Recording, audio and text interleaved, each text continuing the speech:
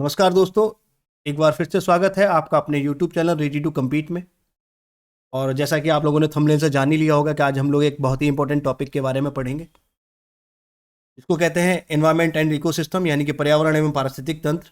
और इसमें आज उसको हम पर्यावरण शिक्षा भी कह सकते हैं। मैंने जो टाइटल रखा है वो रखा है एनवायरमेंटल स्टडी, यानी कि पर्यावरण शिक्षा, जिसमें कि दोनों ही टॉपिक आपके कवर होंगे, एनवायरनमेंट एंड इकोसिस्टम।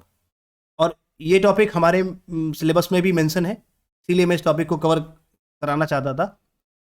तो मैं आज इसको कवर कराऊंगा आपको, और इसके बाद इसके एमसीक्यूज भी आप लोग को देखने को मिलेंगे। तो आज जब तक हम लोग टॉपिक को नहीं समझेंगे तब तक एमसीक्यूज सही तरीके से नहीं कर पाएंगे। तो अच्छा है कि हम लोग टॉपिक को समझते चलें और उनका ओवरव्यू भी लेते चलें। उसके बाद हम लोग जो है धीरे से एमसीक्यूज भी करेंगे। चलिए तो स्टार्ट करते हैं आज का टॉपिक और जानते हैं एनवायरमेंटल स्टडी के बारे में। तो सबसे पहले बात करेंगे पर्यावरण की। पर्यावरण क्या होता है? एनवायरमेंट जीवधारियों के एवं वनस्पतियों के चारों ओर जो आवरण है वह पर्यावरण कहलाता है। यानी कि पर्यावरण जो वर्ड है उसकी उत्पत्ति एक फ्रेंच लैंग्वेज के एनवायरन वर्ड से हुई थी, जिसका अर्थ है आवृत या घिरा हुआ। पर्यावरण जैविक तथा अजैविक अवयवों का जो मिश्रण है, जो जीवों को अनेक प्रकार से प्रभावित करता है।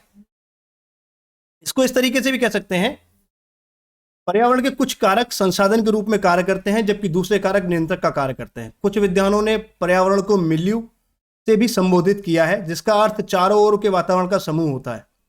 पर्यावरण का विभिन्न विषयों में इकोस्फीयर के प्राकृतिकवास, जीव मंडल जैसी शब्दावली से भी जाना जाता है। पर्यावरण को इकोस्फीयर, प्राकृतिकवास, जीव मंडल जैसी शब्दावली से भी जानते हैं।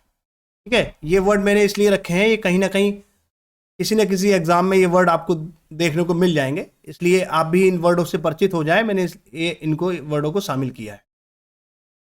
तो चलिए अब कुछ टाइप्स हैं पर्यावरण के टाइप्स के बारे में जानते हैं। तो पर्यावरण के मुख्यतः 3 टाइप्स हैं। नंबर 1 है प्राकृतिक पर्यावरण, दूसरा है मानव निर्मित पर्यावरण यानी कि मैन मेड एनवायरमेंट, और तीसरा है सामाजिक एनवायरमेंट। ये 3 टाइप्स के पर्यावरण होते हैं: प्राकृतिक पर्यावरण, मानव निर्मित पर्यावरण और सामाजिक पर्यावरण।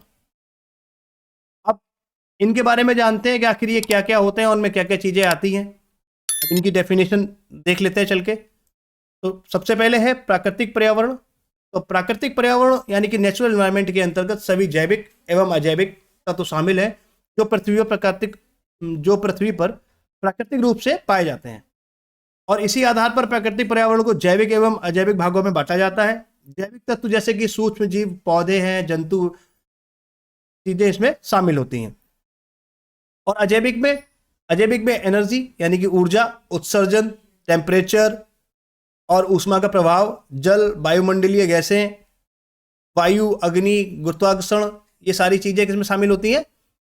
ये सारी चीजें शामिल होती हैं अजैविक घटक में, ठीक है ना, या अजैविक तत्व में। इसके बाद नेक्स्ट है हमारे पास मैन मेड पर्यावरण। तो जो भी आजकल जो विकास कार्य जो भी मैन अपने लिए करता है, जो भी ह्यूमन अपने लिए कर रहा है, रोड बनाना, नए नए शहर बसाना या अंतरिक्ष स्टेशन लगाना, तो ये सब क्या है? मैन मेड है। तो ये भी एक पर्यावरण है जिससे हम चारों ओर से घिरे हुए हैं। तो इनको हम मैन मेड एनवायरनमेंट बोलते हैं, यानी कि मानव निर्मित पर्यावरण। इसको इस तरीके से कह सकते हैं कि मानव निर्मित पर्यावरण के अंतर्गत वह सभी स्थान सम्मिलित हैं जो मानव ने कृत्रिम रूप से निर्मित किए हैं। अतः कृषि क्षेत्र, औद्योगिक शहर, वायुपत्तन, अंतरिक्ष स्टेशन आदि मानव निर्मित पर्यावरण के उदाहरण हैं। जनसंख्या वृद्धि के कारण और आर्थिक विकास के कारण मानव निर्मित पर्यावरण का जो क्षेत्र है वो काफी बढ़ता चला जा रहा है और उसका प्रभाव भी हमारे ऊपर कहीं ना कहीं पड़ रहा है। अब इसके बाद जो तीसरा पर्यावरण है सामाजिक पर्यावरण, जिसका प्रभाव मनुष्य पर बहुत ज्यादा देखने को मिलता है, इसके बारे में हम लोग जानेंगे। सामाजिक पर्यावरण यानी कि सोशल एनवायरनमेंट में सांस्कृतिक मूल्य एवं मान्यताओं को सम्मिलित किया जाता है। जैसे कि जगह जगह पर भाषाएं चेंज होती हैं, वहाँ के रीति रिवाज चेंज होते हैं, धार्मिक चीज़ें चेंज होती हैं, जीवन शैली उनकी जीने की अलग अलग होती है। तो इन सबको सामाजिक पर्यावरण के तहत ही हम लोग पढ़ते हैं। इसको इस तरीके से भी कह सकते हैं कि सामाजिक पर्यावरण में सांस्कृतिक मूल्य एवं मान्यताओं को सम्मिलित किया जाता है। पृथ्वी पर भाषाई, धार्मिक रीति रिवाजों, जीवन शैली आदि के आधार पर सांस्कृतिक पर्यावरण का निर्माण होता है। राजनीतिक, आर्थिक एवं धार्मिक संस्थाएं या संगठन सामाजिक पर्यावरण का हिस्सा होने के साथ साथ यह निर्धारित करते हैं कि पर्यावरणीय संसाधनों का उपयोग कैसे किया जाएगा और किन लाभों इनसे किस तरीके से लाभों को लिया जाएगा। अब ये तो आपके पर्यावरण की बात हो गई, यानी कि एनवायरनमेंट की बात हो गई, एनवायरनमेंट के टाइप्स की बात हो गई। अब कुछ डेफिनेशंस हैं जो सब लोगों को जानना जरूरी है, और वो जो वर्ड है उनके बारे में समझना जरूरी है कि क्या क्या है, तो उनके बारे में जान लेते हैं।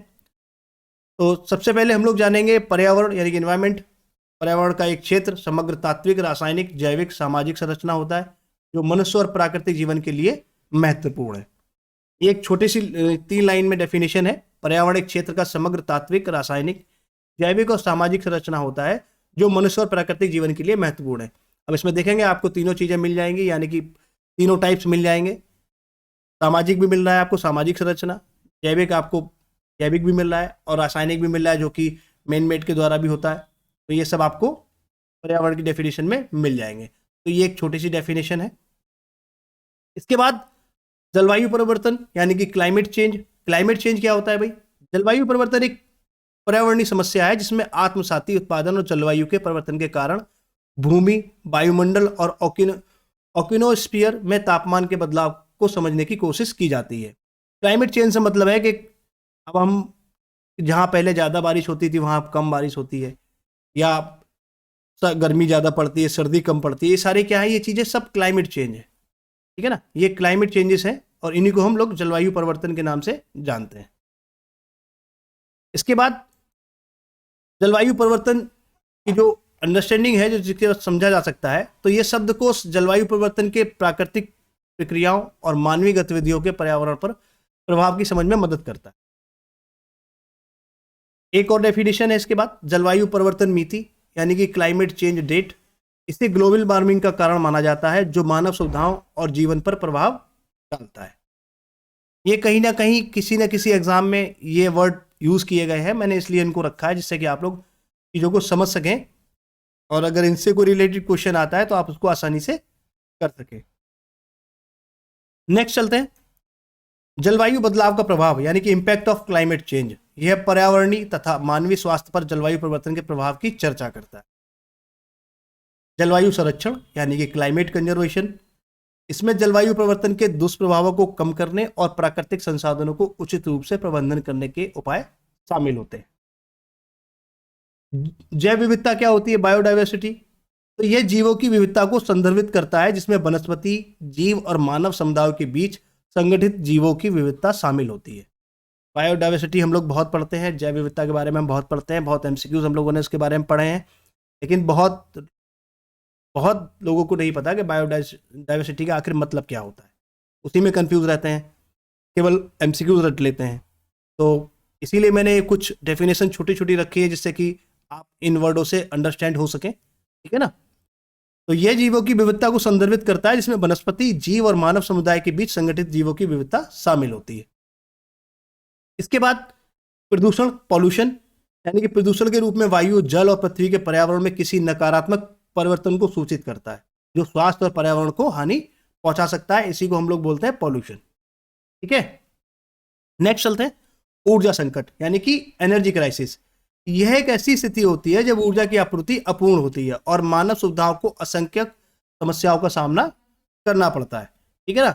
ये एनर्जी क्राइसिस क्या होती है? तो ऊर्जा संकट, इसके बारे में बताया है इसमें। इसके बाद एक वर्ड आता है जलवायु प्रतिरक्षा यानी कि क्लाइमेट। इसका मतलब होता है किसी सिस्टम या समुदाय की क्षमता की वह जलवायु परिवर्तन के प्रभावों के खिलाफ सुरक्षित रूप से सुरक्षित रह सकता है और अपने सामग्री, प्रणालियों और नैतिक तथा सामाजिक संरचना को संवार सकता है। जलवायु प्रतिरक्षा यानी कि इसका मतलब यह होता है कि जलवायु की प्रतिरक्षा करना, यानी कि जलवायु को सुरक्षित करना और जो अपने चीजें हम लोग नेचर से ले रहे हैं उनको सुरक्षित करना, जैसे कि वनों को ना काटना, पेड़ों को ना काटना, वन लगाना, इस तरीके से चीजें इसमें जलवायु प्रतिरक्षा का काम करती हैं।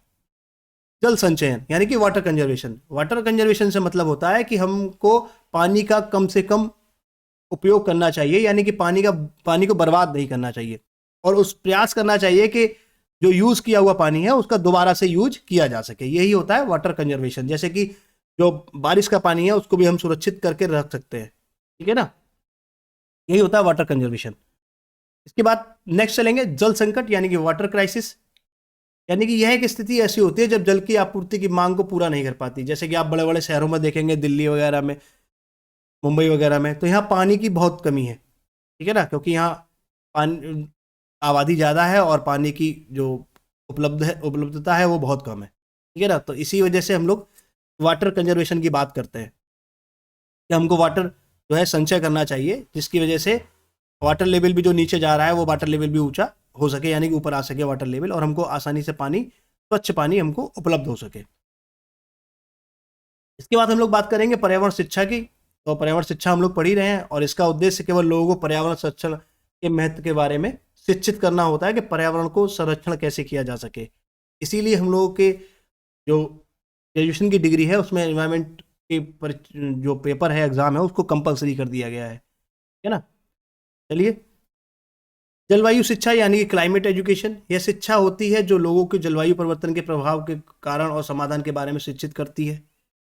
इसके बाद प्रदूषण नियंत्रण यानी कि पॉल्यूशन कंट्रोल, इसमें प्रदूषण को कम करने के लिए और नियंत्रित करने के उपाय इसमें शामिल होते हैं कि पॉल्यूशन कंट्रोल कैसे किया जाए। जैसे कि डीजल की गाड़ियों का कम उपयोग करना, जो भी डीजल वाहन है उनका कम उपयोग करना, इस तरीके से भी हम पर्यावरण को सुरक्षित कर सकते हैं, ठीक है। धुआं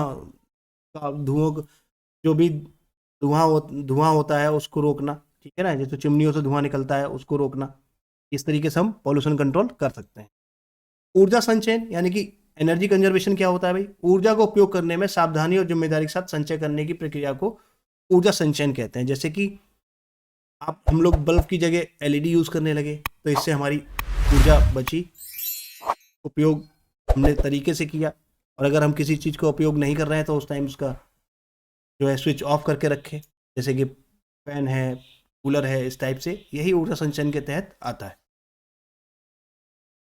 उम्मीद है आप लोगों को पसंद आया होगा, और जिन लोगों ने अभी तक सब्सक्राइब नहीं किया है चैनल को वो लोग सब्सक्राइब कर लें, और आपको वीडियो अब लगातार मिलेंगे और जल्दी जल्दी आपको वीडियो मिलेंगे। सारे टॉपिक जितने भी रह गए हैं वो सारे कवर करा दिए जाएंगे इस चैनल के माध्यम से। और जिन लोगों ने अभी तक टेलीग्राम चैनल मेरा ज्वाइन नहीं किया है वो लोग कृपया टेलीग्राम चैनल भी ज्वाइन कर लें, क्योंकि कोई न्यूज़ होती है तो टेलीग्राम के माध्यम से आप लोगों तक वो पहुंच जाती है। तो मिलते हैं नेक्स्ट वीडियो में। नमस्कार, थैंक यू।